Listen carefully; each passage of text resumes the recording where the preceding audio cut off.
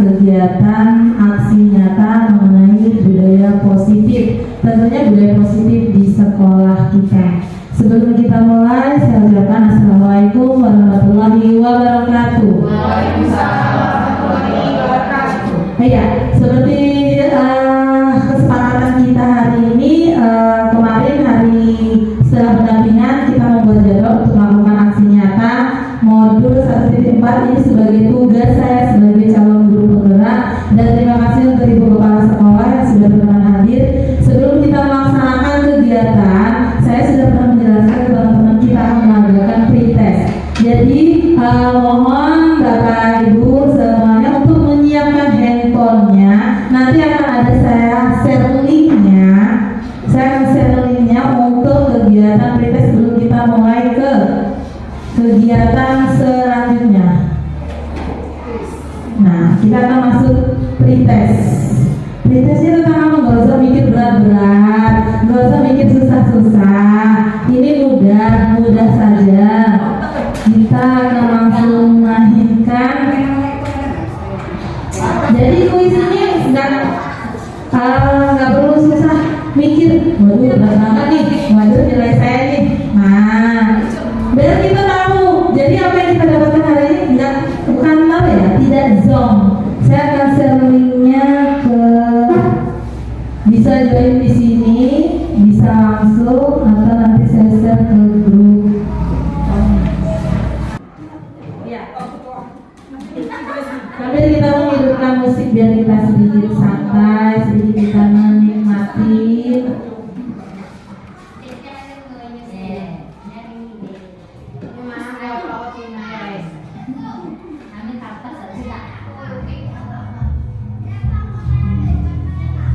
Ya, join sudah diklik linknya di grup Jalan 1 Penggalan Selatan.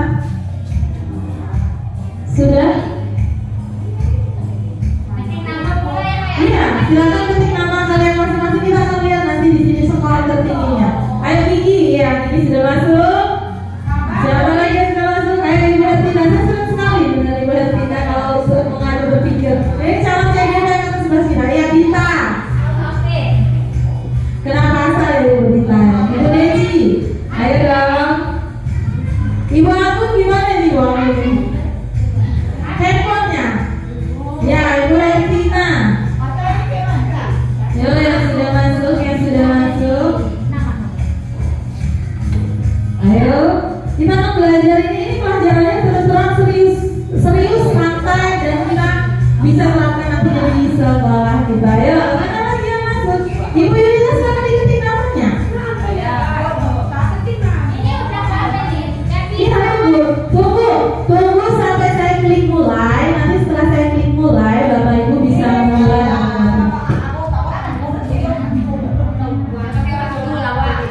Iya, ya itu silakan. Ibu Lesti, Ibu Hertina, Ibu Lesti sudah masuk. Ibu Agung, Ibu Rina. Ya ketik nama Ibu Yulita. Ya udah mulai. Ya, ini jangan keluar dulu sebelum saya mulai Ibu Yulita. Ya, sudah masuk Ibu Yulita, Ibu Rina. Masih kesusahan hotspot? Sudah ya? Atau sudah bisa dimulai atau belum nih?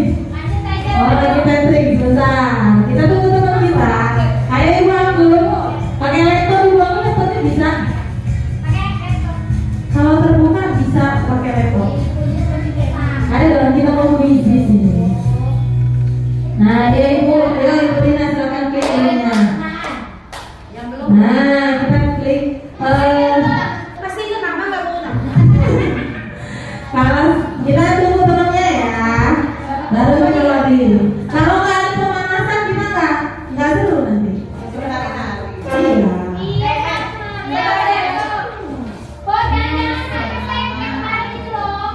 Kenapa?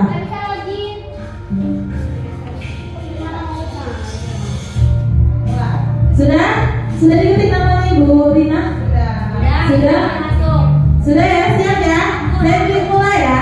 Kita mulai, silakan nanti skor tertinggi bisa dicek di sini. Oke, kita akan mulai.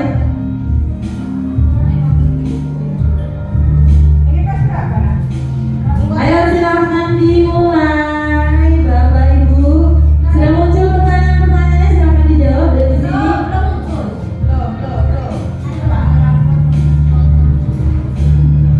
Sudah di handphone Bapak Ibu masing-masing.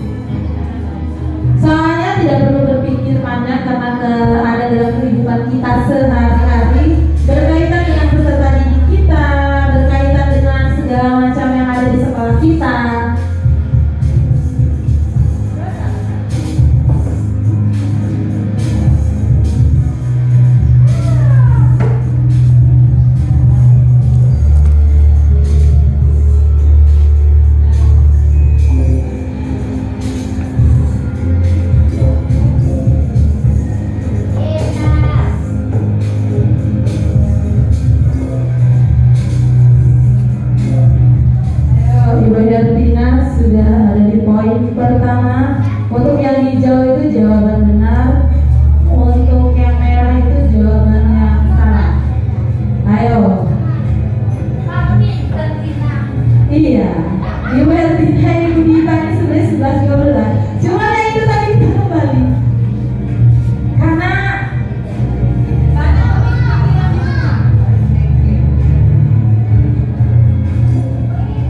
iya, Ibu Dita mengungguli lagi dengan poinnya. Berkejar-kejar, berlari-lari. Yuk sayang, yuk jangan di sini nak. Bapak Ibu, untuk kuisis ini nanti bisa diterapkan ke siswa-siswanya tanpa menggunakan aplikasi. Nanti kita akan belajar kuisis.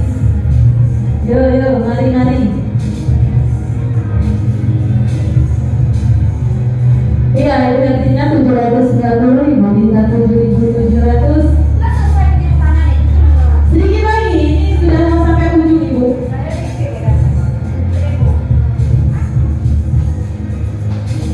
Ya kalau sudah sampai ujung sini, artinya sudah selesai. Sudah, kita hitung ya. Kalau nggak kita hitung, habis waktu kita buat kuis di sini. Kita hitung ya. Kak selesai semua hasilnya. Kita akhiri ya. 1, 2, 3. Kita akan lihat ya. Di sini ada peringkat yang pertama, ketiga, kedua. Iya. Peringkat yang ketiga.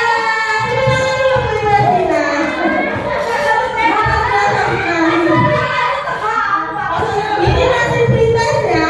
Nanti akan ada postesnya. Iya.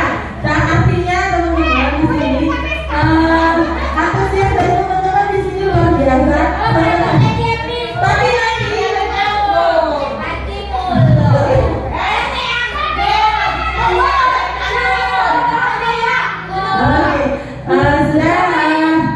selanjutnya Bapak Ibu.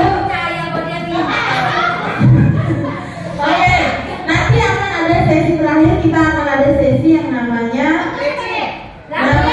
postes. Nanti postes kita akan lihat ya, tidak boleh saling bantu karena materinya sudah kita amalkan atau kita terapkan.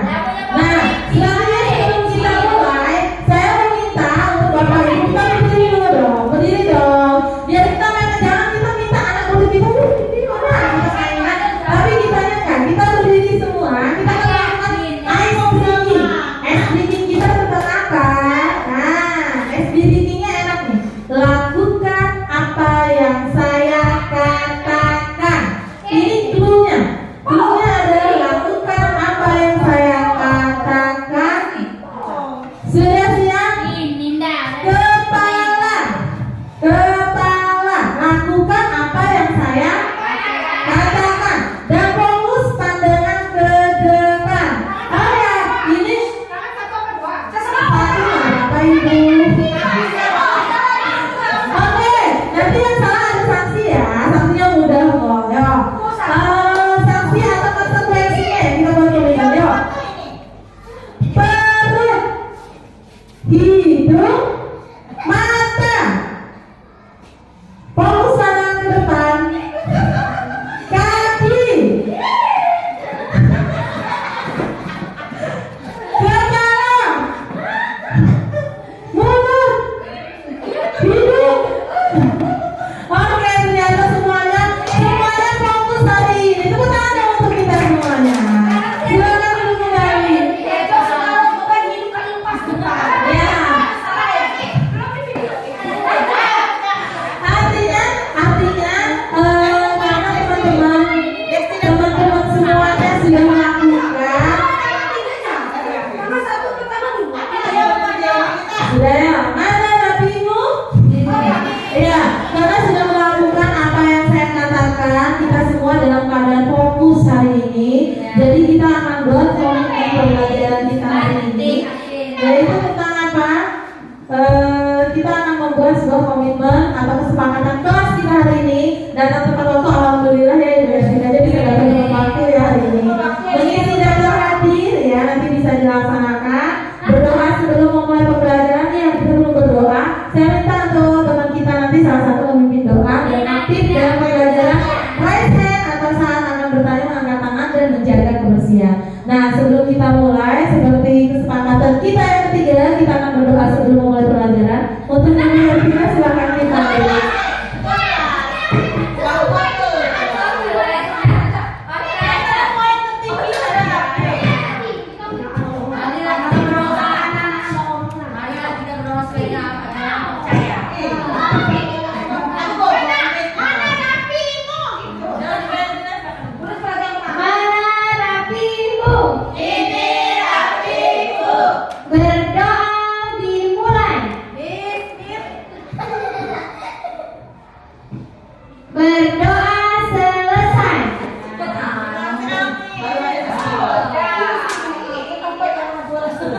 Ya, terima kasih untuk Ibu Hertina seharusnya ya. Oke, kita akan mulai pembelajaran kita hari ini. Apa yang akan kita belajar hari ini? Karena terus terang Bapak Ibu, sebenarnya kita banyak salah dalam menjalani tugas kita sebagai guru. Saya pribadi juga mengakui kalau diri saya ini banyak salah. Kita akan belajar di sini mengenai budaya positif. Budaya positif ada di sekolah itu nilainya atau kebiasaan-kebiasaan di sekolah yang berpihak pada peserta didik, agar mereka dapat berkembang menjadi pribadi yang kritis, penuh hormat dan bertanggung jawab sesuai dengan visi kita yang kemarin sudah kita laksanakan. Dan di sini mengenai apa sih budaya positif? Di sini ada 8 poin konsep intinya. Mengenai kita membahas satu persatu. Yang pertama yaitu mengenai perubahan paradigma belajar. Nah, ini Bapak Ibu yang kita sering salah, yaitu untuk membangun budaya positif, sekolah itu perlu menyediakan lingkungan yang positif, aman dan nyaman agar murid-murid berpikir, bertindak dan mencipta dengan berbeda. Sudahkah kita melakukan itu?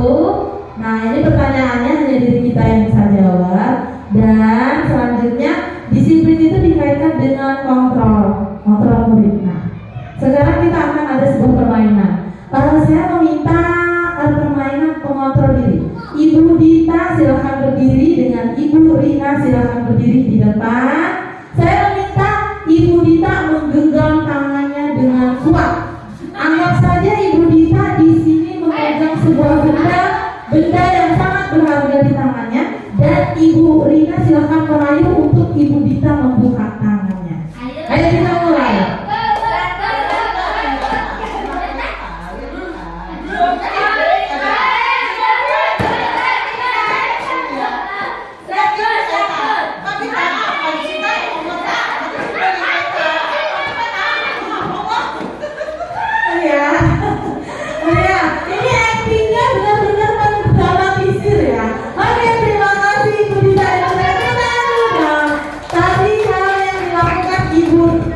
Ibu Dita, kita akan belajar mengenai kontrol diri. Yang saya tanyakan ke teman-teman ini ya, kita anggap kita teman lah ya. Apakah Ibu Dita membuka tangannya? Tidak. Karena Ibu Dita, terus Ibu nanya, apakah Ibu Dita menutup kepala tangannya? Terus apa alasannya Ibu Dita tadi mengepalkan tangannya? Ibu Dita menyimpan sesuatu nih. Terus dalam kegiatan ini siapa yang mengendalikan diri Ibu Dita itu? Iya, jadi di sini kita belajar Bapak Ibu bahwa ketika kita memegang sesuatu, jangan seperti murid kita. Artinya kita ini hanya sebagai kontrol, tapi kembali lagi ke diri peserta didik yang mengontrol diri mereka, ya diri mereka. Diri mereka artinya Bapak Ibu Purina sudah merayu, ayo Ibu Dita buka, tolonglah, karena diiming-imingin. Ini nanti saya kasih, ini nanti saya beri. Tetap Ibu Dita tidak mau membukanya, artinya Ibu Dita bisa mengontrol, tetap kekeh dengan keyakinannya. Ya. Oke, selanjutnya yaitu di sini kita akan perubahan paradigma. Nah, ini yang harus kita rubah Bapak Ibu. Di sini ada ilusi guru mengontrol murid. Kadang kita berpikirnya murid yang tidak mau belajar kita arahkan, ayo nak. Kadang kita ngomong seperti itu ya. Yuk nak belajar, yuk nak baca. Tapi diri peserta didik kalau nggak mau tetap nggak akan mau, akan sulit. Nah, disinilah tugas kita bagaimana memberikan keyakinan ke peserta didik kita.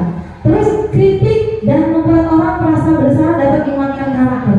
Tidak sebenarnya. Contoh, nih ibu atau bapak pengajaran kita yang ada di sini, misal saya menyalahkan Ibu Dita itu kemarin datang terlambat, bukannya datang terlambat seperti masuk kelas, itu bukan malah membuat dia sadar, iya enggak? Ketika kita ditegur atau disalahkan, bukan malah membuat kita sadar nih. Artinya ketika kita mengkritik, kritik itu sebenarnya tidak membangun. Namanya kita dikritik, kadang malah kita merasa sakit hati, ya kan? Jadi di sini kritik itu sebenarnya yang membuat orang merasa bersalah itu dapat menguatkan karakter, itu sebenarnya sebuah ilusi. Ilusi artinya hanya hayalan saja. Oh, hari ini, besok tidak lagi seperti itu. Nah, di sini ada lagi ilusi penguatan positif, efektif dan bermanfaat. Terus ilusi bahwa orang dewasa memiliki hak untuk memaksa. Ilusi artinya hayalan bahwa kita orang yang lebih dewasa itu bisa loh memaksa, padahal sebenarnya tidak bisa. Dalam sebuah rumah tangga aja kita tidak bisa saling memaksa pasangan kita. Artinya kembali lagi kontrol diri masing-masing. Nah, selanjutnya yaitu di sini kita akan di sini Bapak Ibu, siapakah yang sesungguhnya memiliki kontrol? Di sini stimulus respon, di sini teori kontrol. Stimulus responnya itu kita mencoba mengubah agar orang berpandangan sama dengan kita. Misal nih, contoh saya kan pribadi menggerakkan teman-teman nih, yuk ikut CGP. CGP itu begini loh, bagus loh untuk kita, tapi itu stimulus dari saya. Tapi yang mengontrol ini ya Bapak Ibu semuanya. Kita berusaha memahami pandangan orang lain tentang dunia. Jadi apa yang saya sampaikan tentang CGP berbeda dengan Bapak Ibu. Artinya saya memberikan respon, apa iya sih yang dipikirkan oleh Ibu Guru itu sama mengenai CGP. Disinilah kita memahami pandangan. Coba saya cari-cari lainnya. Iyakah? Nah, perilaku buruk dilihat sebagai suatu kesalahan. Sebenarnya tidak. Sebenarnya kita sebelum saya pribadi kita sepakat loh, perilaku buruk dilihat sebagai suatu kesalahan. Kadang kalau ada teman datang terlambat, nggak usah datang terlambat. Kalau ada teman yang melakukan kesalahan, pasti kita berpikirnya apa? Perilaku buruk, ada sebuah kesalahan. Dia itu bisanya cuma datangnya terlambat terus. Dia datangnya terlambat terus. Ada tugas ngajar nggak dilaksanakan. Kita protes dengan teman-teman. Padahal terkadang keterlambatan itu pasti memiliki tujuan. Iya kan? Nah, seperti Ibu Hati nasehatannya. Ibu Hatinya pernah terlambat? Nah, ketika Ibu Hatinya terlambat, pasti ada alasannya kan? Salah satu alasannya? Itu tujuan Ibu Hatinya ketika dia terlambat, tujuannya itu mengurus anak terlebih dahulu. Tapi seperti diri kita kembali lagi tidak boleh. Keseringan itu tanda tanya juga ya. Ketika keseringan itu tanda tanya. Oke? Orang lain bisa mengontrol saya. Benar atau tidak? Orang lain bisa mengontrol saya. Itu stimulus responnya. Orang lain bisa mengontrol saya. Padahal tidak, itu tidak benar. Yang benar hanya ada yang bisa mengontrol diri Anda.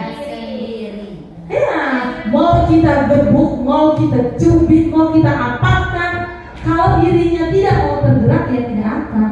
Coba aja ikut CGP nih. Saya hanya memberikan stimulus ya, Ibu Deci, Ibu Dita, yuk ikut, lihat loh saya begini. Cuma kalau nggak ada gerakan, ya nggak akan tetap nggak mau bergerak kan. Sudah memberikan ini loh, saya tetap tidak tertarik. Tetap kembali ke diri kita. Selanjutnya pemaksaan pada orang lain bukan saat bukan gagal. Nah, pemaksaan seperti Bu Rina tadi. Saya tanya nih, awalnya bagus kan Bu Rina tadi? Buka lama-lama maksa.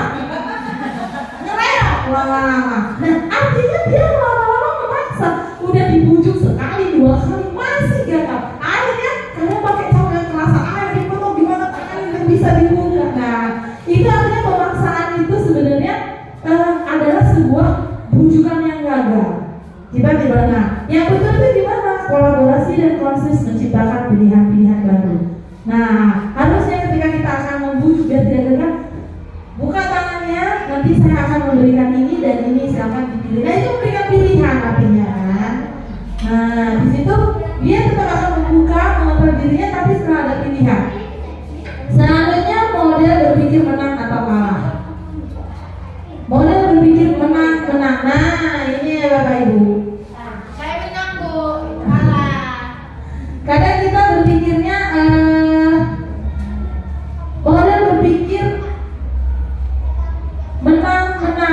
berpikir menang atau kalah. Seharusnya kita pikirkan seperti kita. Nah ini sebagai contoh yang luar biasa. Saat lomba, saya tanya dengan Ibu Rina, Ibu Anggun ketika menang. Ada keyakinan nggak? Anak saya pasti menang. Nah, tidak ada pikiran, nanti menang, ini kalah, atau ini harus menang. Kita optimis kan ketika itu. Dan ya itu tadi Bapak Ibu, pikiran kita yang melahirkan kemenangan itu. Artinya kita harus berpikir yang lebih positif lagi. Nah selanjutnya di sini ada mengenai, nah ini disiplin positif. Disiplin yang seperti apa sih yang positif itu? Nah disiplin nih teman-teman. Oh oke lah. Ibaratnya dari tadi memegang handphone terus, ada susah dibaca untuk menggunakan pengertian di sini tuh disiplin. Silakan dibaca biar ingat suatu dari sini. Ya. Satu ada satu kotak. Katanya amatnya. Disiplin berasal dari kata disiplina, artinya belajar. Disiplin mengacu pada disiplin diri yang memiliki tanggung jawab terhadap apa yang dilakukannya berdasarkan nilai-nilai yang diyakini. Oke, itu tadi.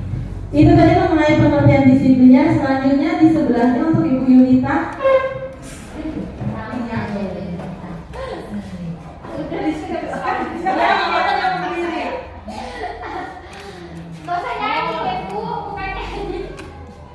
Ya, silakan Ibu. Disiplin positif merupakan salah satu cara penerapan disiplin yang bertujuan untuk menumbuhkan kesadaran serta memberdayakan peserta didik tanpa imbalan penghargaan atau reward, ancaman ataupun hukuman. Ya, terima kasih. Ada di dalam sini. Iya, Bu. Tina. Lihat komen bersama. Oke, terima kasih untuk Ibu Yulita. Selanjutnya Ibu Deci, tujuan sebagai pendidik. Sebagai pendidik, tujuan kita adalah menciptakan peserta didik yang memiliki disiplin diri sehingga mereka berperilaku mengacu kepada nilai-nilai kebajikan universal dan memiliki motivasi intrinsik dalam perubahan perilaku ke arah yang lebih baik.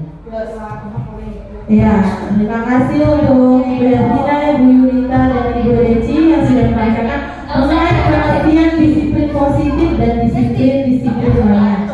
Selanjutnya di sini ada nilai-nilai kebajikan. Nah, di sini nilai kebajikan yang kita sepakati bersama, tentunya di negara kita, yaitu nilai mengenai ini Bapak Ibu. Profil pelajar Pancasila: beriman, bertakwa kepada Tuhan Maha Esa, berakhlak mulia, mandiri, bernalar kritis, berkebinekaan global, bergotong royong dan kreatif. Nah, ini nilai-nilai ini tentunya kita sepakati bersama, tidak lepas dari suku, bangsa, bahasa maupun latar belakangnya. Artinya nilai ini sudah kita sepakati di negara kita. Poin kelima dan sudah masuk di pembelajaran kita. Selanjutnya motivasi perilaku manusia. Ini yang terkadang kita banyak salah Bapak Ibu. Motivasi itu yang seperti apa? Nah, ini Bapak Ibu. Di sini ada dua motivasi eksternal atau ekstrinsik dan motivasi internal atau intrinsik. Nah, di sini ada sebuah kata-kata. Untuk menghindari ketidaknyamanan hukuman, apa yang akan terjadi apabila saya tidak melakukannya? Itu yang termasuk eksternal. Saya akan jelaskan di sini. Artinya, anak-anak kalau peserta didik di sekolah itu, dia selalu keluar dari zona nyamannya. Terlebih kalau kelas 1 ya Ibu ya, kita masih posisi belajar sambil bermain. Tapi ketika kita dituntut, yuk baca ini, silakan tulis, silakan catat, Ibu akan memberikan soal. Artinya mereka dipaksa untuk bisa. Terus di sini untuk mendapatkan imbalan dari seseorang, apa yang akan saya dapatkan apabila saya melakukannya. Terus internal yaitu untuk menghargai diri sendiri, saya akan menjadi orang seperti yang apa bila saya lakukan. Nah, di sini saya akan menjelaskan lebih dalam mengenai ekstrinsiknya. Di sini kita menuntut siswa yang merdeka. Menurut Kiai Jati Dewantara, merdeka itu artinya tidak hanya terlepas dari perintah anak, tetapi juga cakap buat memerintah diri sendiri. Terkadang kita ibu, apalagi seorang pimpinan, bisanya terkadang kita ini memerintah, tapi melalui pendidikan, oleh apapun itu salah sebenarnya. Perintah dulu diri kita, baru kita bisa memerintah diri orang lain ya. Harusnya. Nah, ini dan faktor CGP yang selalu dibilang ini yang saya rubah mindset dari teman-teman. CGP itu mau jadi kepala sekolah, CGP itu mau jadi pengawas, padahal salah mindsetnya seperti itu ya teman-teman. Karena di sini CGP itu yang tadi memerintah atau memimpin diri sendiri sesuai dengan filosofi Ki Hajar Dewantara. Kebutuhan dasar manusia. Setelah saya mapalin, nanti saya akan jelasin kupas tuntas apa yang kita lakukan itu sebenarnya salah.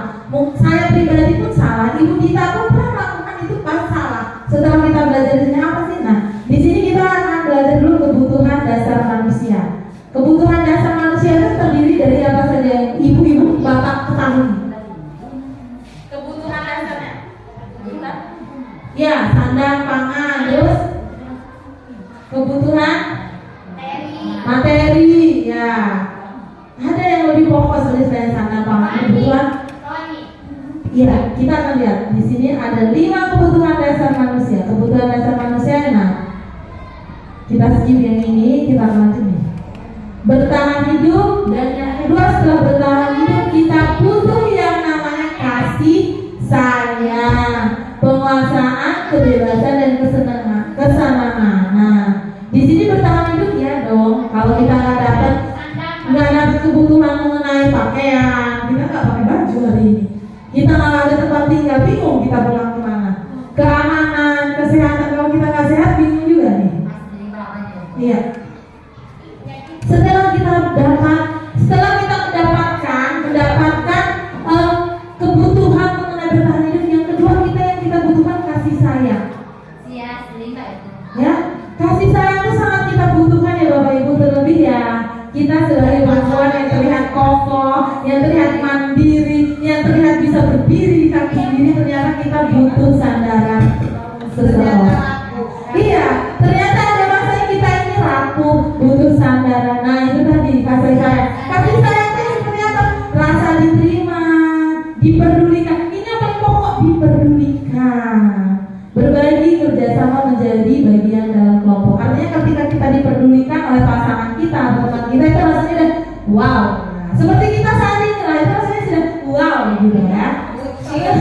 Iya, penguasaan. Kita butuh harga diri, keinginan untuk dianggap. Iya, kalau kita nggak dianggap, kayaknya patah hati kita ya. Luar biasa. Terus kebebasan yang seperti apa?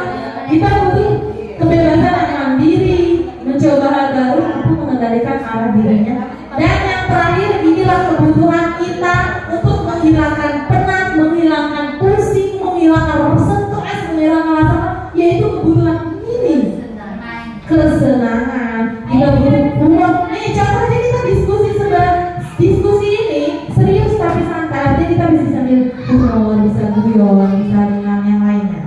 Ini juga kebutuhan dasar ya. Tapi paling dasar buku di antara kelima itu tadi ada. Money. Iya Bapak Ibu, betul sekali. Oke, semangat ya ini. Kebutuhan dasar kita adalah yaitu cuan ya. Semangat ya ini. Iya, artinya tetap ya Ibu. Artinya kita membutuhkan itu untuk apa? Bukan untuk membeli kasih sayang ya, tapi untuk bertahan hidup. Nah itu kita kembali. Luar biasa ini dari Bu Rina ini ya. Artinya ada sebuah pepatah bahasa Inggris yang mengatakan time is money ya. Artinya waktu adalah uang. Artinya kalau nggak ada waktu, dia lagi nggak ada uang. Jadi kalau ngajak orang, yuk kita jalan yuk tuh di dua, nggak ada waktu. Artinya dia tidak ada uang. Iya. Gitu ya. Jadi besok kita harus peka ya ketika kita ngajak teman itu. Ya, tunggu pencairan nanti. Ya, semoga segera gajian kita semua ya.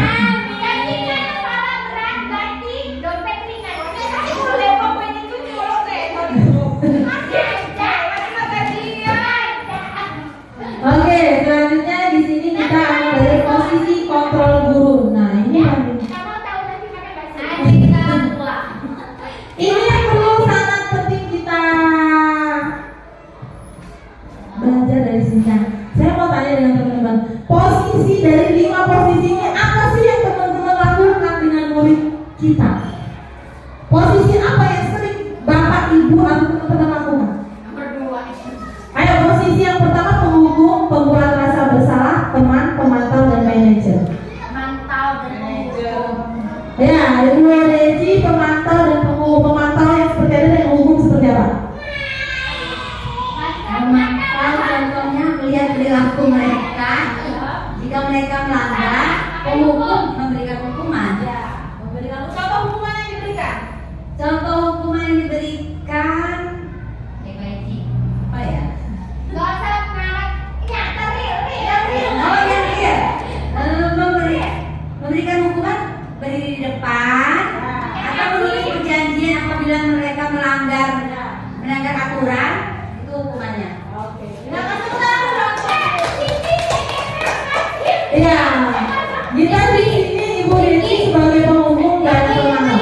Ibu Dita kira-kira dari 5 posisi ini apa yang sering dilakukan? Membuat rasa bersalah. Iya, seperti apa yang membuat rasa bersalahnya? Iya, grup WhatsApp udah sih dong. Iya. Tanda terakhir ya. Ya, karena dia kelas 1 ya, mungkin kita hukumnya terlalu berat ya. Otomatis kita buat nggak boleh gini loh, nah harusnya kayak gini gitu. Nantinya jadi kayak gini. Jadi nanti kita jelasin. Jadi anak itu pasti akan merasa bersalah gitu. Oke. Iya, anak kelas 1 ya Ibu Dita tadi. Jadi dia membuat sebagai rasa. Ada yang lain? Ada nggak yang posisi sebagai teman? Ya, itu aku. Sebagai teman. Iya, silakan. Iya, wajar. Posisi saya kan sebagai teman. Ternyata saya sama murid saya kan gede murid saya, jadi wajar kan? Kadang kita suka selfie bareng, kadang mereka suka cerita ibu tentang masalah di rumah. Terus itu kadang juga manajer itu mungkin menyuruh kali ya, nah ini ya, tolong buat ini ya, tolong ke ini ya, tolong itu, nah gitu. Karena kebetulan ibu puput, saya ngajarnya kelas tinggi. Begitu. Oke. Terima kasih untuk Ibumu. Tepuk tangan dulu dong untuk teman-teman kita. Jadi di sini ada yang memantau rasa. Ada nggak sih yang sebagai manajer? Nggak ada ya. Kita cek dulu ya. Kita cek. Nah, contoh penerapan 5 posisi kontrol tuh. Kasusnya siswa tidak memakai atribut lengkap saat upacara bendera. Ini sering ya dilakukan. Ada hukumannya nih, hormat pada bendera selama 1 jam. Ini penghukum. Terus ketika membuat rasa bersalah, berapa kali ibu bapak harus memberitahu kamu? Kamu selalu saja mengecewakan ibu bahwa ini membuat rasa bersalah. Artinya kan seperti itu. Nah, selanjutnya masih dengan kasus yang sama. Di sini ada sebagai teman dan pemantau. Ayo dong ikuti aturan sekolah. Tolong bantu ibu bapak ya. Sekali ini ya sudah, tidak apa-apa, lain kali jangan sampai berbuat seperti ini lagi. Iya, jangan diulang lagi. Itu teman merangkul gitu. Pemantau nih seperti udah tadi. Kamu sudah melanggar peraturan sekolah. Kamu tahu konsekuensinya. Setelah selesai upacara, kamu beli atributnya ke koperasi dan jangan lagi. Ini mantau sambil memerintah memantau. Dan yang terakhir yang tidak ada di diri kita ya sesungguhnya, karena saya pribadi juga masih beberapa belum bisa laksanakannya. Nih, manajer. Kasusnya masih sama. Apakah kamu tahu kesalahanmu? Kira-kira bagaimana kamu memperbaiki kesalahanmu? Ini kita nggak pernah ya seperti ini. Kita tidak pernah atau bahkan jarang lah. Mungkin ada 1-2 saya pribadi ya. Apakah kamu tahu kesalahanmu? Nah, sayang, apakah kamu tahu kesalahan? Nah, ini yang tidak pernah kita ya. Kita kebanyakan sebagai penghukum itu sebenarnya tidak boleh. Kita akan ambil posisi kontrol seperti itulah. Nah, sekarang ini ada posisi kontrol apa? Aku. Saya kecewa sekali dengan kamu. Sebagai apa? Ayo sebagai apa nih saya? Ini posisi kontrol apakah aku? Ketika ada kata-kata saya kecewa sekali dengan kamu. Oh tidak.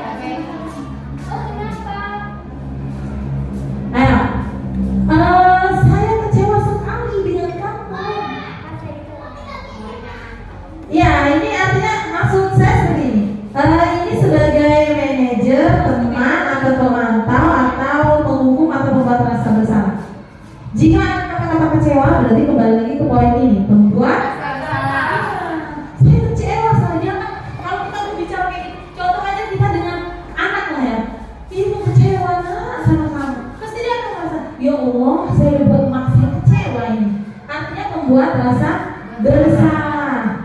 Selanjutnya di sini ada keduanya. Kamu tidak pernah benar melakukannya. Ini sebagai apa? Pemantau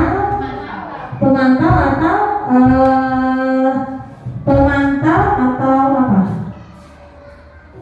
Kecewa tadi merasa. Ya, kita lihat yang pemantau ya.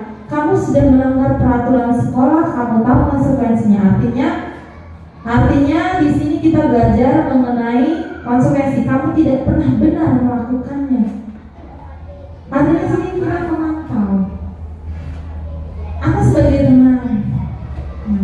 Selanjutnya di sini posisi selanjutnya yaitu apa rencana untuk menyelesaikan masalah ini. Nah ini yang harus kita ya apa? Iya, kita sebagai manajer mengarahkan, manajer itu mengarahkan ya. Ayolah lakukan demi bapak atau ibu. Ini biasanya kita sebagai teman, sahabat teman. Kamu tidak akan pernah mendapat nilai jika tidak mengerjakan tugas. Iya, iya kita menghukumnya. Kalau dia nggak kerja tugas, kita nggak akan ngasih nilai. Artinya kita menghukum mereka untuk bisa mengerjakan. Nah, yang diharapkan di negara kita yaitu posisi kita sebagai seorang manajer. Nah, dari sini kita yang harus berubah diri kita, merubah paradigma kita, merubah mindset kita bahwa sebagai guru itu janganlah sebagai seorang penghukum. Pelan-pelan kita perbaiki. Saya pribadi mulai memperbaiki perlahan-lahan itu. Memang bukan hal yang mudah, apalagi di lingkup kita yang luar biasa, yang terkadang banyak kendala segala macamnya ya. Jadi di sini harus kita terapkan. Nah ini yang luar biasanya lagi, kita akan membuat sebuah keyakinan kelas. Apa aja keyakinan kelas? Nah ini saya akan bertanya dengan Bapak Ibu. Mengapa tidak peraturan saja? Mengapa harus keyakinan kelas? Nah ini ada sebuah pertanyaan. Mengapa kita memiliki peraturan harus menggunakan helm bila mengendarai motor roda 2? Ayo.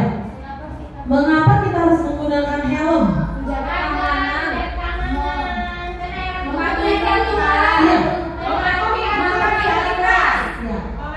Ya, ada yang mematuhi peraturan lalu lintas, ada yang lebih ke safety atau keselamatan diri ya, kepala lah terutama. Terus yang kedua, mengapa nih pas musim kita namanya virus COVID-19 nih, mengapa kita memiliki peraturan 3M, menggunakan masker, menjaga jarak, mencuci tangan. Nah ini untuk apa? Oke, melindungi diri, safety juga kesehatannya. Terus mengapa kita harus datang tepat waktu pada saat mengikuti pelatihan? Disiplin, biar kita tidak terlambat, biar kita tidak ketinggalan materi. Dari pertanyaan-pertanyaan ini yang saya tanya, ini peraturan atau keyakinan? Nih contoh ya, yang tadi lah yang tidak. Sekarang ini deh. Poin 2 ya, pas musim COVID-19 nih. Ibu bapak silakan gunakan masker, rajin mencuci tangan, menjaga jarak. Ibu bapak lakukan tidak? Lakukan. Lakukannya atas dasar apa? Apakah hanya peraturan aja? Kalau bisa dilanggar, nih, ada nggak kerugian ketika bapak ibu melanggar? Pak ini peraturan pemerintah kan? Bapak ibu sekarang ini, yakin nggak kalau virus COVID itu bisa menular kalau dari pernapasan, dari tidak kita rajin cuci tangan, dari kita tidak menggunakan yakin nggak? Bapak ibu yakin nggak kalau helm itu bisa melindungi kepala? Nah, dari pernyataan itu artinya peraturan itu dibuat karena sebuah keyakinan. Artinya kalau peraturan itu wajib ya. Peraturan itu ketika sekarang ini, peraturan itu akan mendapatkan sanksi biasanya ketika dilanggar. Tapi kalau keyakinan, dia tidak akan mendapatkan. Yang rugi justru diri kita. Contoh di poin 2, kalau kita melanggar, ada nggak sih konsekuensi dari pemerintah? Kalau tidak pakai masker sini, kalau tidak jaga jarak sini, kalau tidak pakai ini, kalau kita tidak mencuci tangan, jangan masuk dulu. Kalau tidak di mana? Dari Papua. Ya, artinya nggak ada hukuman. Artinya ketika kita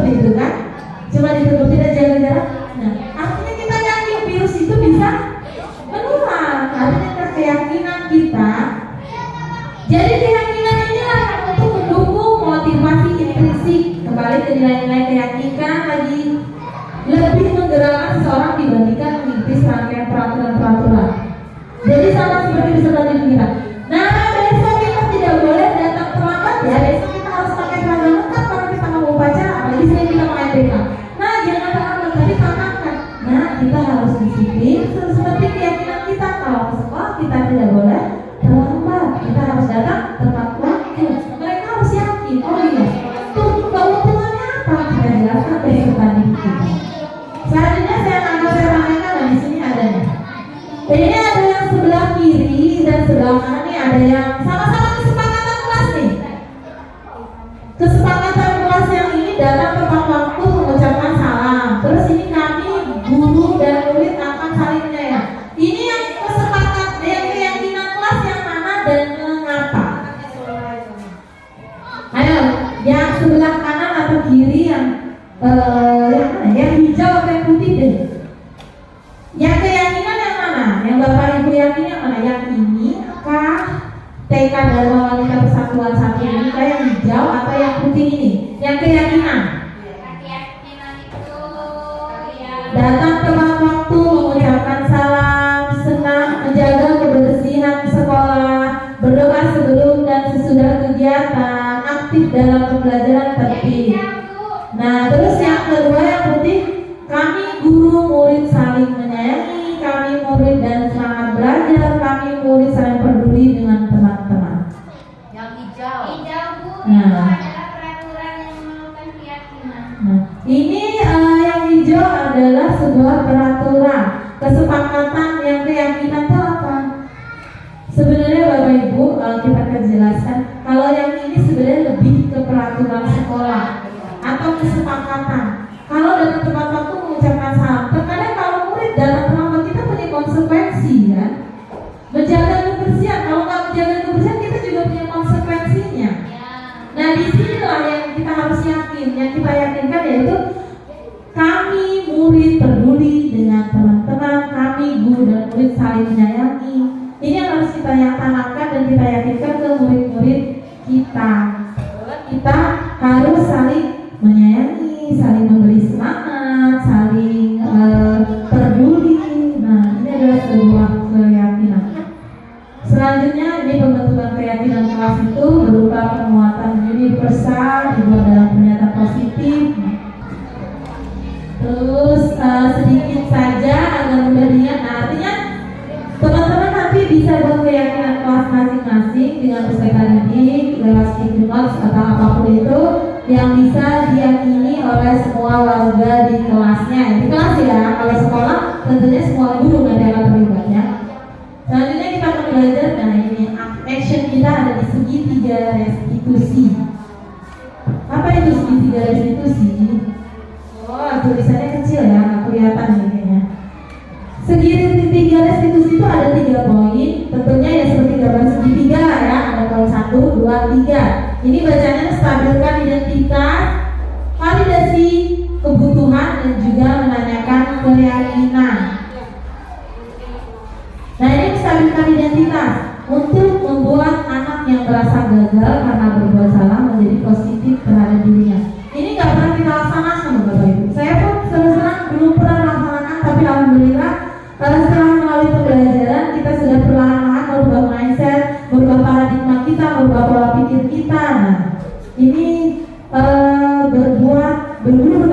berbuat salah itu hal manusiawi, tidak ada manusia yang sempurna. Ini menstabilkan identitas ketika kita menyelesaikan masalah. Terus selanjutnya di sini ada validasi kebutuhan, membutuhkan murid mengenali basic atau kebutuhan dasar. Kamu bisa saja kan melakukan hal yang lebih buruk, tapi kamu tidak melakukannya. Nah, seharusnya Bapak Ibu dan yang terakhir sebentar kita nanti akan sampelnya. Ini menanyakan keyakinan. Apa nilai yang kita percaya di kelas atau sekolah kita setelah kita buat? Misalnya contoh yang tadi ada kasus tidak memakai atribut. Harusnya kita panggil dulu. Ini yang sebenarnya kita salah ya. Saya pribadi juga salah menerapkannya selama ini.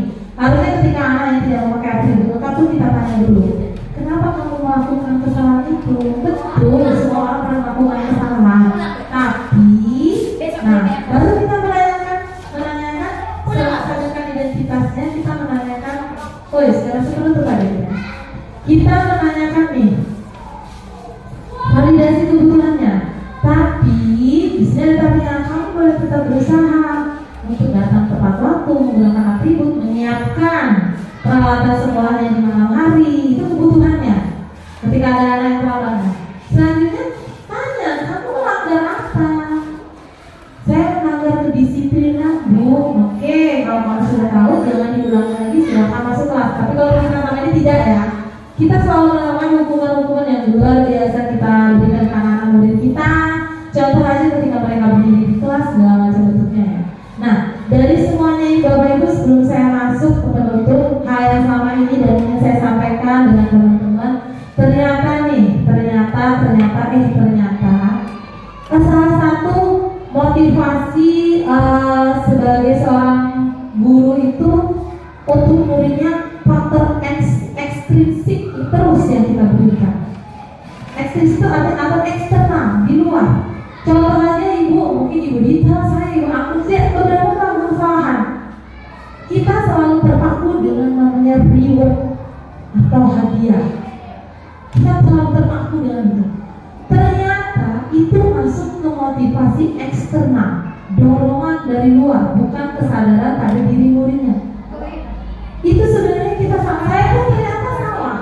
Nah, gimana cara kita melakukan kesalahan itu, membenarkannya? Kadang, Bu, anak-anak ini tuh nggak dikasih, nggak diiming-iming hadiah, susah untuk mengerjakan, susah untuk maju, susah untuk menulis, susah untuk berpikirnya. Nah, karena apa? Karena dorongan dari dalam dirinya itu tidak ada. Dorongan dalam diri yang harusnya kita ada. Yuk, nah, kalian harus mengerjakan ini. Ini manfaatnya buat kalian. Karena nggak mentah. Mentah kadang kita ini kalau kita masuk, oh ibu ini enggak deh. Nah, apa yang harus kita lakukan agar muncul nih motivasi intrinsiknya? Yang pertama ya kerjasama ya. Kerjasama dengan siapa? Tentunya dengan ibu kepala sekolah kita, tentunya dengan rekan-rekan sejawat kita, dan yang terlebih yaitu dukungan dari orang tua. Karena kalau kita fokus, yaitu saya pun perlahan ingin merubah ibu bapak, merubah mindset itu gimana tidak memberikan reward kepada anak-anak yang jual. Tapi kalau nggak kayak gitu kadang juga bingung ya. Saya pribadi juga bingung. Kita bicara dengan peraturan soalnya itu salah. Itu reward itu sebenarnya termasuk hukuman loh Bapak Ibu. Bukan motivasi. Kita menghukum. Kita menghukum hukuman itu secara tidak langsung hukuman artinya kita gini. Nah, besok kita akan laksanakan ulangan yang nilainya tinggi, nanti Ibu kasih nih coklat. Oke, semangat belajar malam, mengerjakan nilainya bagus. Karena ya, coba. Nah, besok kita ulangan harian ya, kita akan belajar mengenai penjumlahan, pengulangan, perkalian dan perbagian. Ya, Bu, santai jawabnya. Setelah itu selesai ulangan, doang mereka. Kalian nggak belajar kan nggak apa kan?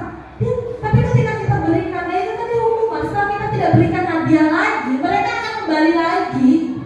Mereka akan kembali ke jiwa mereka aslinya. Aslinya, nggak dapat hadiah dari ibu. Jadi solusi apa ya? Berarti tindakan kayak gitu salah. Nah, itu tadi filosofinya. Tindakan dia itu tadi solusinya itu tadi. Kita menimbulkan motivasi diri peserta dari dalam. Ya, jadi aman. Susah, iya, nggak gampang betul. Saya pribadi belajar loh ini, karena saya mungkin teman-teman sudah tahu karena memiliki kebiasaan. Mungkin ketika pembagian rapor pun demikian ya. Nah, di sini kita agak bingung. Kalau solusinya, misal pas pembagian raportnya, yang jatuhnya tidak reward, jatuhnya kalau saya pribadi menganggapnya itu sebagai ucapan terima kasih. Ketika kita memberikan makanan nih, bisa susu, berikan semuanya. Artinya tidak hanya pada satu orang. Itu mentang-mentang juara, nanti tidur. Artinya tidak. Kita berikan sebagai hadiah aja, bukan hadiah juga sama dari rewardnya. Artinya kita memberikan itu keadilan lah ya. Tapi jangan di momen atau di momen-momen pas mau ulangan harian, setelah ulangan harian dibagi. Setelah ini pas ada tertentu kita datang nih tiba-tiba kita dapat rezeki nih percayaan MBK misal ada rezeki lah kita kasih kita. Nah ini kebetulan ibu hari ini alhamdulillah dapat rezeki. Silakan diambil satu-satu nah ya. Saya pikir itu bukan reward sih sebenarnya. Sekarang nggak ada teman-teman. Ya.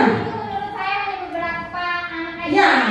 Tapi itu momennya Kita kan gini, itu apresiasi kita untuk prestasi. Motivasi, kita berpikir kalau itu motivasi itu ternyata salah.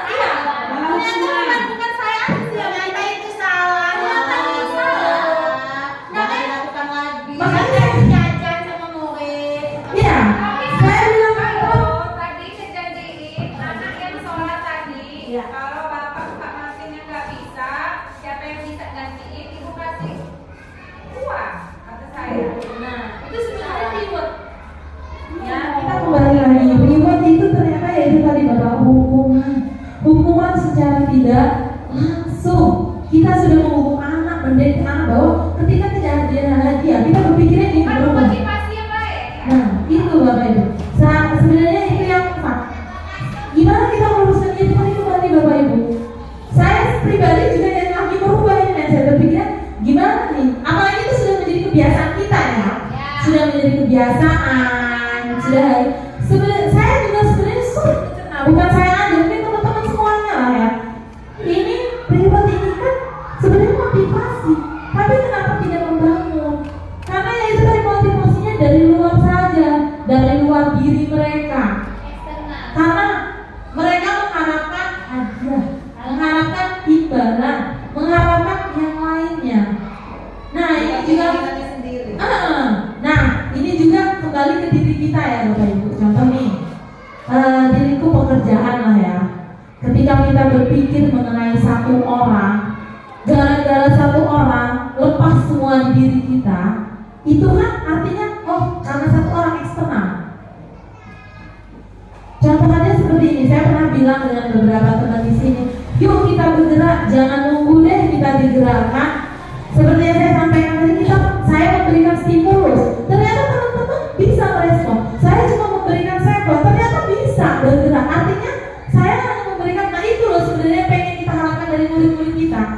Gurunya hanya memberikan, ini loh nah seperti ini, kalian harus begini, ini contohnya. Ternyata sulit. Tapi kalau dengan teman-teman guru di sini itu yang luar biasa. Saya sebenarnya terima kasih sekali ini sama teman-teman yang sudah ikut pendaftaran CGP, dan saya menantikan beberapa teman-teman saya ini untuk di CGP angkatan 11 untuk bisa daftar ini. Gimana ya Bertina? Ikut loh nak. Ibu Yulita gimana Ibu Yulita?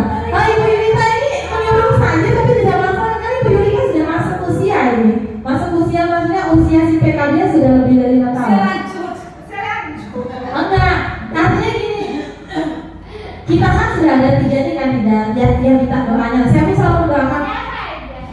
Ya kan yang tadi angkatan 10 Ibu Anggun, Ibu Deci, Ibu Dita. Saya mintanya seperti ini, ketika Ibu Anggun, Ibu Deci, Ibu Dita lulus dalam satu tahap, lulus. Oke, kalau kelas pasti berbeda, nanti pas pembagian kelas, ketika lulus pembagian kelas berbeda, semuanya berbeda. Tapi ketika ada kegiatan pendampingan kayak gini, Ibu Bapak bisa gabung. Itu enaknya ramean keroyokan. Jadi kayak saya sendiri, sepi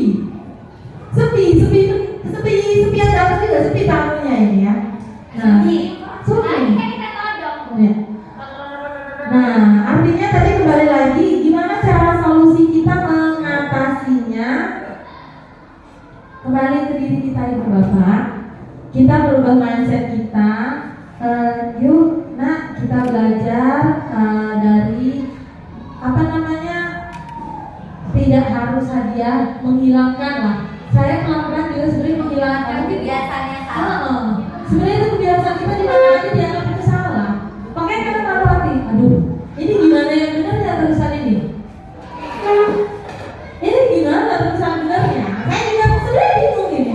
Gimana bagaimana? Motivasi anak supaya rajin. Ya itu tadi. Masalahnya kita Lita memaksa di dalam, maksa di pelajaran itu dari yang belajar yang utang dulu. Nah, nyambung kan? Artinya mereka disebut Bukan di hatinya, tapi sabarnya hadiah aja. Ya, kita sebenarnya kalau berpikir ya pemikiran yang amat panjang mengenai reward ini memang luar biasa. Kalau dikupas itu dia bukan masalah hadiahnya, memaksa dia untuk belajar supaya dapat hadiah itu. Itu bentuk motivasi dia motivasi. Ternyata Ibu Yulita betul nih, itu motivasi benar Bu, itu motivasi dari tapi dari sana bukan dari diri dia sendiri. Dia mau belajar karena dia tidak hadiah, bukan karena dia sadar bahwa saya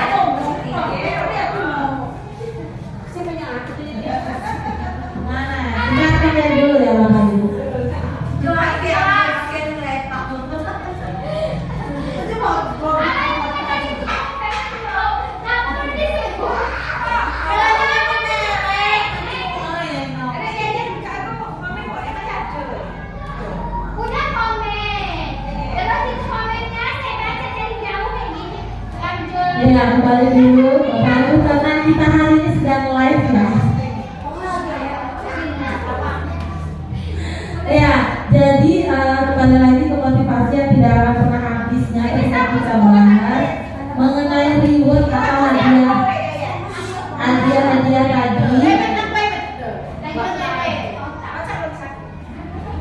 Kita bicara tadi kembali ke reward ya, kembali ke hadiah tadi ya Bapak Ibu. Ini memang tidak pernah ketemu titik temunya ketika kita bicara mengenai hadiah. Ya karena kita menganggap itu benar. Saya pun sebenarnya menganggap itu benar, memang benar. Menurut kita. Menurut kita. Tapi ternyata salah. Ternyata ya itu tadi. Ternyata itu tadi Bapak Ibu, kita salah. Salah besar ya, bukan salah yang tidak Dampaknya ya. disalahkan ya. Dampaknya ke depan, dampaknya ke peserta didik itu luar biasa sekali. Dan itu ya bukan sekali dua kali yang kita berikan, saya pun ya sama memberikannya. Jadi mulai dari sini kita merubah paradigma kita merubah posisi kontrol kita sebagai guru, keyakinan kelas kita, dan di sini bagaimana menangani siswa yang tidak namanya belajar ya Bapak Ibu, kita merubah semuanya itu tidak secara langsung. Wah, saya harus merubah semuanya nih biar gak jadi penghukum lagi, biar tidak memberikan hadiah lagi. Itu pasti bertahap ya Bapak Ibu, kita bertahap. Artinya contoh ada sebuah konsekuensi, ada sebuah hukuman.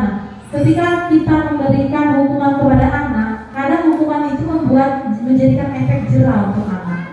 Belum tentu menjadi efek jerah, tapi malah jadi timbulnya ilusi sebenarnya. Bukan efek jerah, timbulnya malah trauma nantinya. Saya ingat anak murid yang pernah kita lihat anak murid saya selalu datang nangis terus. Iya kan? Itu sebenarnya cuma gara-gara bukan dihukum, bahkan kadang-kadang anak cuma dibentak. Sebenarnya memang salah lah ya, anak itu ketika itu salah, tapi kita secara tidak langsung refleks nih bisa membentaknya. Dan tiap sekolah dia nangis. Ya alhamdulillah sekarang sudah tidak lagi.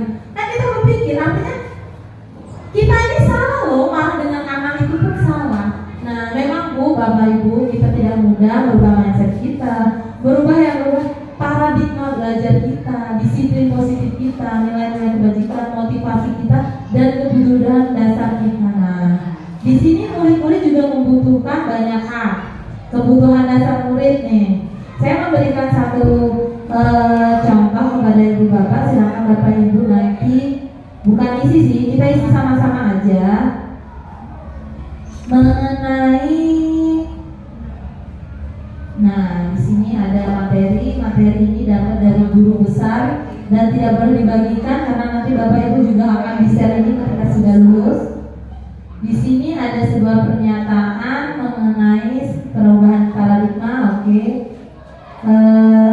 Silakan Bapak Ibu menilainya apakah ini termasuk hukuman atau termasuk konsekuensi. Nah, ini ada soalnya. Soal yang pertama, mencatat 100 kali di dalam buku kalimat saya tidak akan terlambat lagi karena terlambat ke sekolah. Ini masuk apa? Konsekuensi atau hukuman? Sepakat konsekuensi? Oke, kita lihat nanti ya. Yang kedua, lari mengelilingi lapangan basket 2 kali karena terlambat hadir di sekolah. Konsekuensi atau hukuman? Lari mengelilingi lapangan basket 2 kali karena terlambat. Konsekuensi atau hukuman? Ayo harus sepakatannya.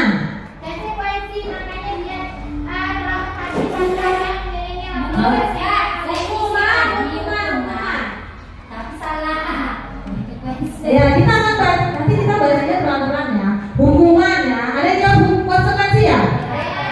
Murid diminta untuk push up 15 kali karena tidak menggunakan masker ke sekolah. Konsekuensi. Ini jawabnya konsekuensi semua ini. Mengalihkan kertas tugas teman yang telah dicoret-coret. Ayo. Hukuman membersihkan tumpahan air di meja Ayo. Konsekuensi. Tumpahan, membersihkan tumpahan ya. Murid disuruh untuk mengenakan sepatu tidak mengenang. Disuruh untuk mengenakan sepatu seharian di sekolah karena tidak mengenakan sepatu hitam. Iya, murid disuruh untuk mengenakan sepatu menggunakan sepatu seharian karena tidak mengenakan sepatu hitam. Nah, ini ada poin terakhir nih. Lari mengelilingi lapangan basket 2 kali karena terlambat 10 menit untuk pelajaran olahraga. Ayo. Nah, artinya Bapak Ibu belum bisa nih membedakan mana hubungan mana. Lihat ya, kita akan lihat isinya. Yang pertama, dia masuk hukuman. Mencatat 100 kali di dalam buku kalimat saya tidak akan terlambat lagi karena terlambat ke sekolah. Itu kita berarti dihukum murid. Catat sampai 100 kali, pegel. Bapak Ibu, arti hukuman berarti kembali lagi dari pertanyaan ini, hukuman itu artinya sesuatu yang membuat mereka lelah, memaksa. Nah, poin kedua nih, mengelilingi lapangan ini hukuman. Nanti akan ada bedanya nih Bapak Ibu, kita akan ada. Murid diminta push up, ini hukuman. Menggantikan kertas ya konsekuensinya dong. Kamu coret-coret, jadi kamu harus ganti. Jadi itu sebuah konsekuensinya.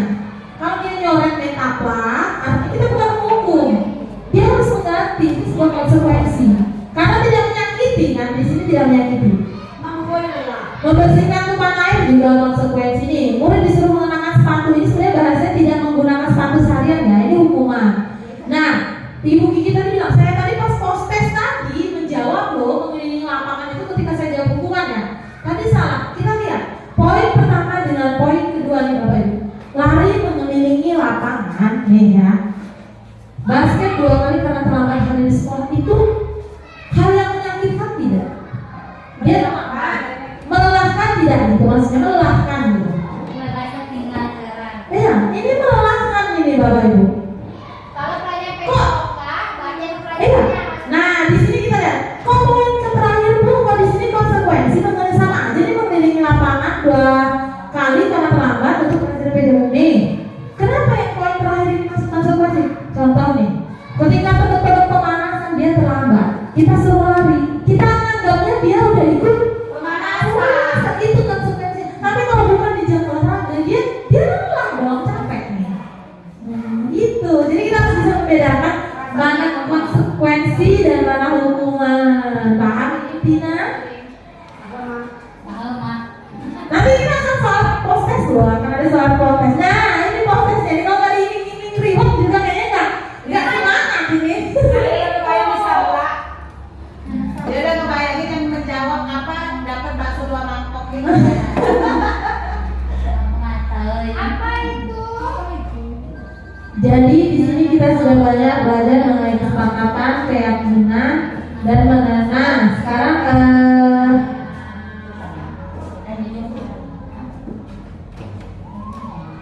kita akan membahas satu hal lagi. Di sini kembali lagi ke topik kita yang luar biasa masih menjadi pemahaman kita mengenai segitiga definisi, gimana kita bisa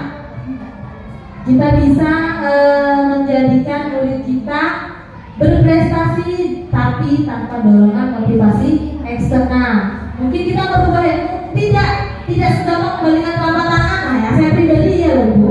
Ketika memberikan hadiah ke anak itu setelah kita belajar kayak gini, mikirnya gini, wah ini salah ini, betul salah kenapa kita lakukan ini? Padahal Budi itu pernah komunikasi juga dengan saya. Bu, gimana kalau memberikan ini? Ya itu bagus, memberi semangat. Sebelum saya belajar ini ya, saya setuju karena memberikan semangat. Terus setelah saya belajar dengan sendiri. Duh, ini yang kelakuan teman-teman saya ini salah. Saya juga salah. Gimana benerinnya? Sedangkan sudah menjadi sebuah kebiasaan ya. Menjadi sebuah kebiasaan. Nah itu, cuma ya artinya gini Bapak Ibu pertama. Nanti dikira itu. Ya, bumerang benar untuk kita. Artinya tetap Ibu, Bapak, kita tetap harus merubahnya tidak secara drastis tadi, perlahan tapi pasti. gradual ya, perlahan tapi pasti ya. Jadi artinya yang nominalnya misal tinggi, turunin sedikit dulu.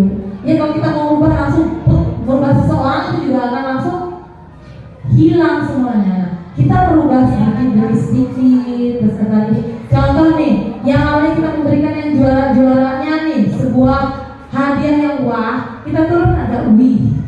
Sebelum jadi wow gitu ya. Seperti ibu lah yang biasa diberikan hadiah gede, ternyata dapat multi yang ada emas, kita sedap dong.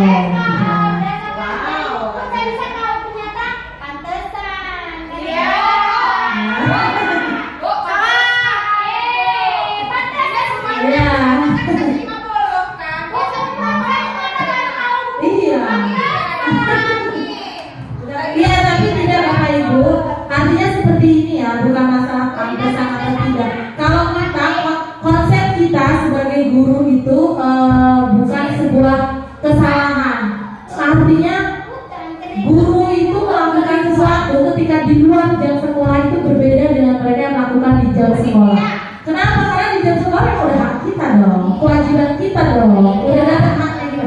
Tapi ketika di luar sekolah bukan tupoksi kita, tentu ada nilai-nilai lebihnya, ya kan?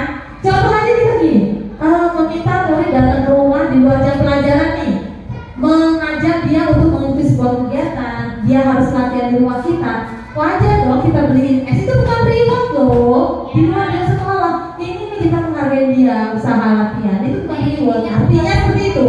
Ada beberapa hal yang, tapi ketika kena prestasinya segala macam. Kalau ada ibu bapak yang sebagai pendamping, saya mendampingi murid saya, itu pun di luar jam pelajaran kan, pelatihnya pun di luar jam pelajaran, harus ada sebuah sedikit lirikan gitu ya. Kita akan menyampaikan bersama. Iya. Ingat rewardnya bukan dari eksternal ya, dari intrinsiknya ya. Jadi yang siapa yang intrinsiknya itu dirinya sendiri. Gitu. Kalau kita yang menggerakkan, yo bu, kasih bu, itu dari luar. Ya.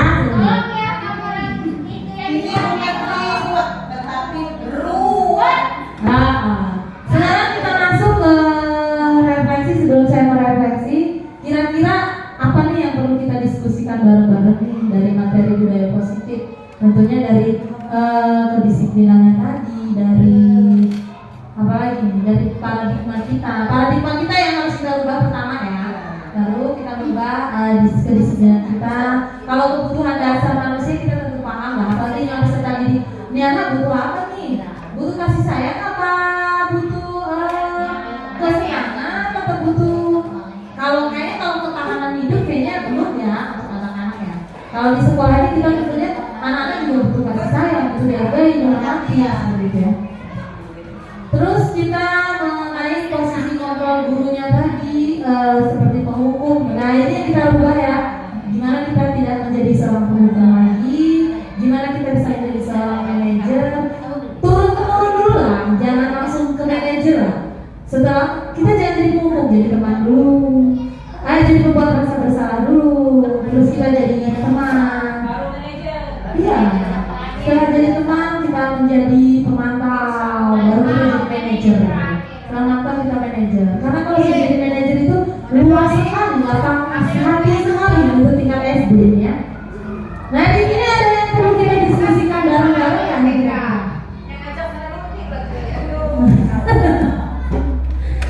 Ada yang kita diskusikan dulu kalau memang sudah tidak ada.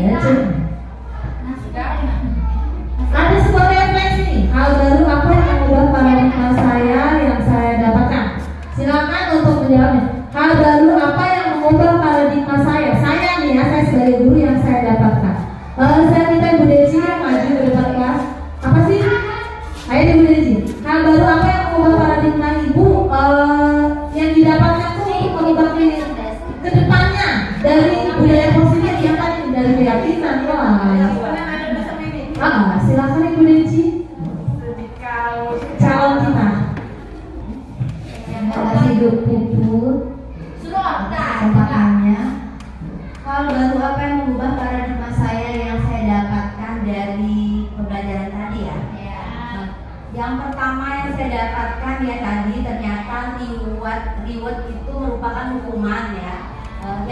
saya yakini itu adalah sebuah motivasi, memotivasi siswa untuk lebih maju lagi.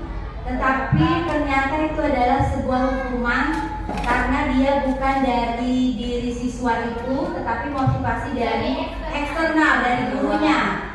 Setelah saya pikir dia juga ya, mereka belajar semangat karena mengharapkan hadiah, tapi bukan kesadaran mereka bahwa mereka perlu belajar loh, ini nih manfaat mereka belajar ini untuk mereka sendiri, bukan seperti itu.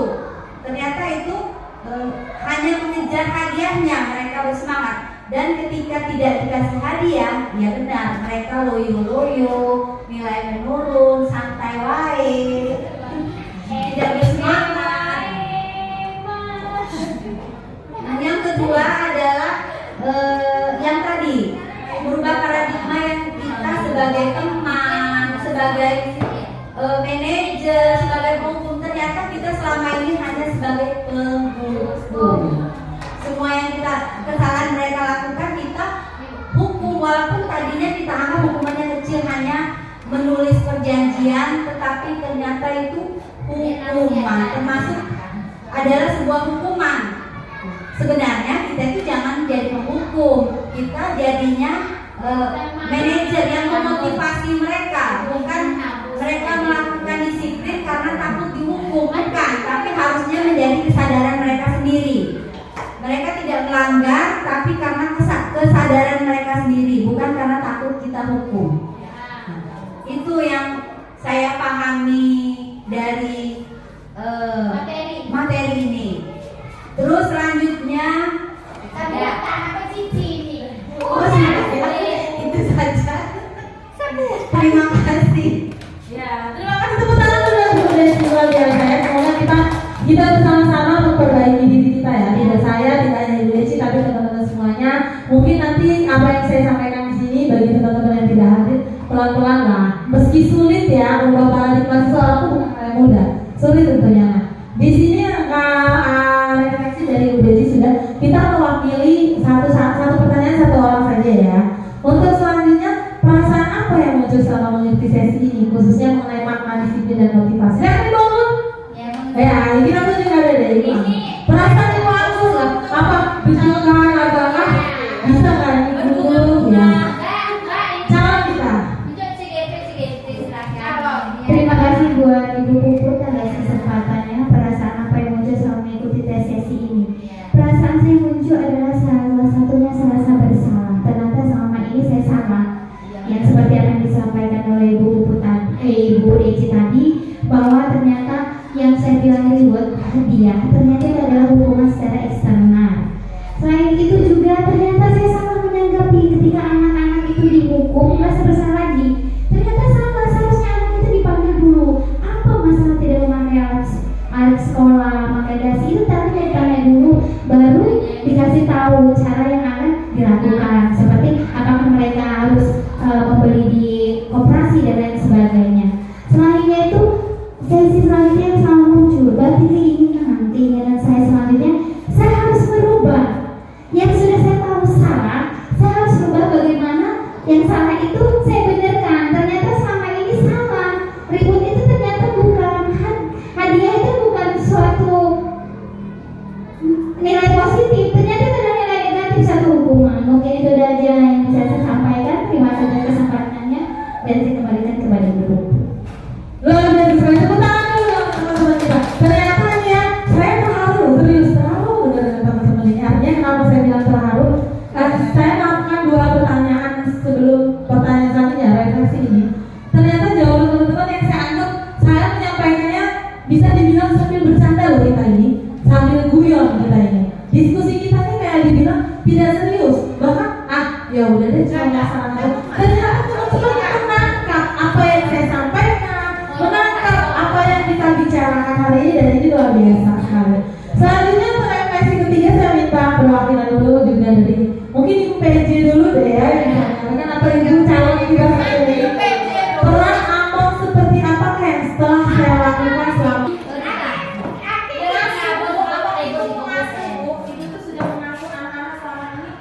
dari modul ini ada nggak sih yang sesuai dengan diri ibu? Nggak ada.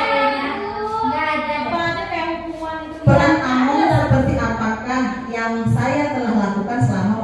mengikuti modul Lihat ini kamera, lihat yang kamera. pernah kita lakukan di dalam kelas itu, maksudnya Bu Puput ya. Ya.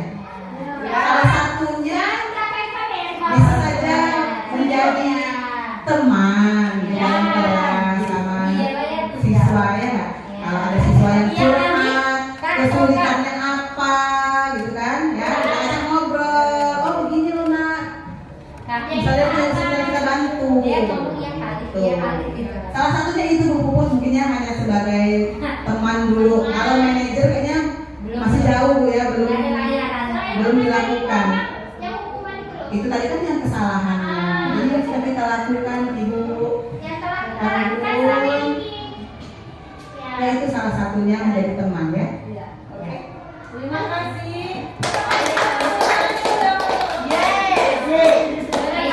Ngertiin aja. Daripada nyaksi. Pokoknya betul. Yang penting sudah makan Yang itu tadi mengenai peran Among itu mengasuh loh. Among itu baby sister kali ya. Ya. Sekarang Ibu Dita deh, Ibu Dita nih poin keempatnya. Poin keempatnya mengenai saya akan menjadi Among yang seperti apa kesana. Pengasuh loh, Among itu tuh ngomong loh gitu tuh. Baby sister di sekolah, guru. Nah, yang seperti apakah setelah mengikuti modul ini? Nah, yang Ibu Dita lakukan setelah ini apa nih? Silakan Ibu Dita. Ya, terima kasih Bu Puput. Saya akan menjadi Among yang seperti apakah setelah mengikuti modul ini? Mungkin akan seperti apa ya? Dalam bayangan saya itu lebih ke melihat murid dulu. Contohnya kayak tadi Bu Yulita di kelas, murid ini nakal. Iya Bu, itu tuh ditinggal orang tuanya. Artinya apa namanya, harus lebih jeli lagi dengan keadaan murid. Iya, lebih dekat, lebih ya kita perlu kita tanya juga, kita perlu perhatiin juga murid ini kenapa sikapnya seperti itu. Ada apa? Setelah saya telusuri ternyata murid itu si A bisa dikatakannya kurang kasih sayang. Karena apa? Dia ditinggal sama orang tuanya. Tadi Bu Yulita sempat menggali lagi, orang tuanya kemana? Dia ditinggal orang tuanya bukan berarti orang tuanya meninggal, orang tuanya kabur. Nah itulah yang perlu kita apa ya? Kayak mana ya menjelaskannya itu? Perlu kita telusuri lagi lah. Bukan berarti penyebab anak-anak ini kenapa dia bisa seperti ini. Gitu. Mungkin itu aja yang bisa saya sampaikan. Lebih dan kurangnya saya tutup. Wassalamualaikum warahmatullahi wabarakatuh.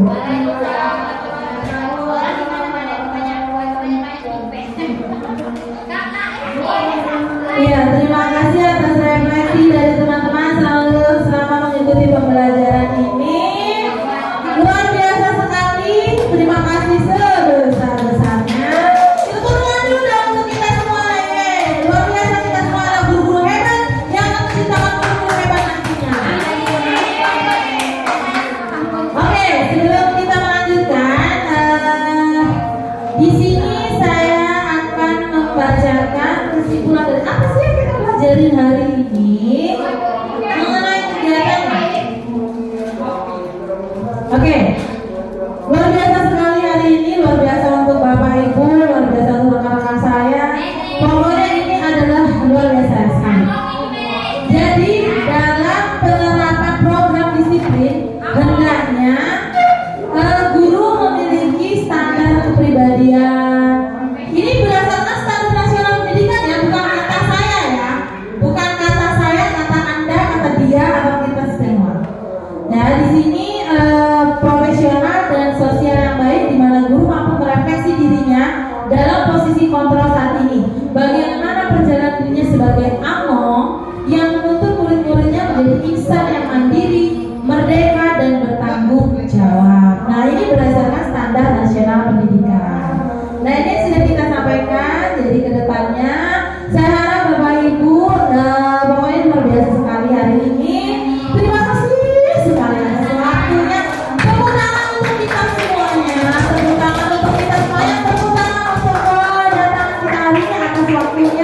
peluang kita. Selanjutnya, apabila ada salah kata dari saya mohon maaf. Apabila ada salah-salah yang lain, yaitu hasilnya dari yang lain.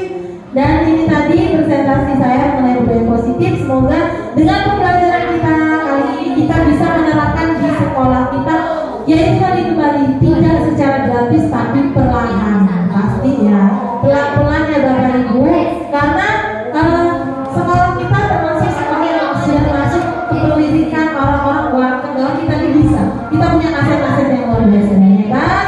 Terima kasih dari saya, terima kasih Bapak Ibu. Saya ini wassalamualaikum warahmatullahi wabarakatuh. Dan sesi terakhir, nah ini nih sebenarnya dari Bapak, dari ini. Kita akan mulai terakhir post test kita. Setelah post test kita tutup siapa yang jadi juara.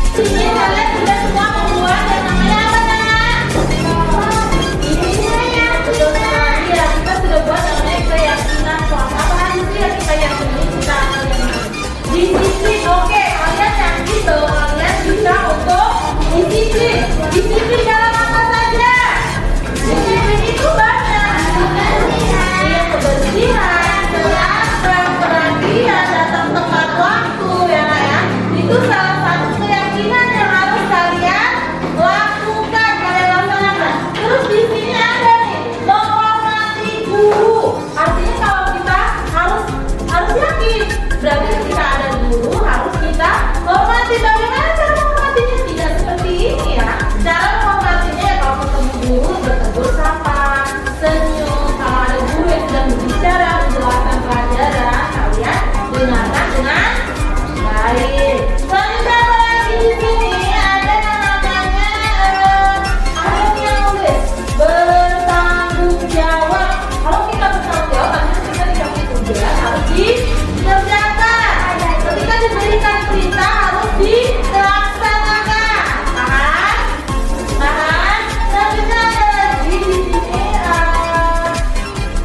Iya, kita ketika piket, disiplinkan juga sama ya. Biasanya setelah waktu. Jadi kalian harus yakin kalau kan kita sudah menunggu jadwal piket. Artinya kalian juga harus melaksanakan yang namanya piket keyakinan kelas yang sudah kita buat. Jadi kalau kalian membuat keyakinan kelas, berarti kembali lagi ke diri kita. Kita harus yakin ya, ini bukan sebuah peraturan. Sebagai contoh misal kalau kalian dulu masih musim COVID, tahu COVID kan? Kalian ada nggak sih sebuah peraturan yang kita kalian harus menjaga jarak, ya? Terus memakai masker, ya? Terus mencuci tangan. Itu hanya itu untuk apa? Untuk menjaga kesehatan. Kalian yakin itu untuk menjaga kesehatan kan? Sekarang itu kan itu peraturan apa keyakinan? Itu peraturan apa keyakinan? Keyakinan, karena kalian yakin ketika kalian mencuci tangan, kalian memakai masker, menjaga jarak, kalian tidak akan terkena penyakit yang namanya COVID. Ya no ya? Tapi ketika kalian tidak yakin, itu cuma peraturan, terserah deh, pengen pakai masker, nggak juga nggak kurang. Artinya kalau peraturan itu bisa dijalankan, tapi ketika kita sudah yakin, saya yakin bahwa ketika saya menggunakan masker, menggunakan alat-alat segala macam, itu mencuci tangan, mematuhi protokol kesehatan, tidak akan terkena namanya virus COVID-19. Ya, itulah seperti itu contoh keyakinan kelas yang telah kita buat. Bisa ditawarkan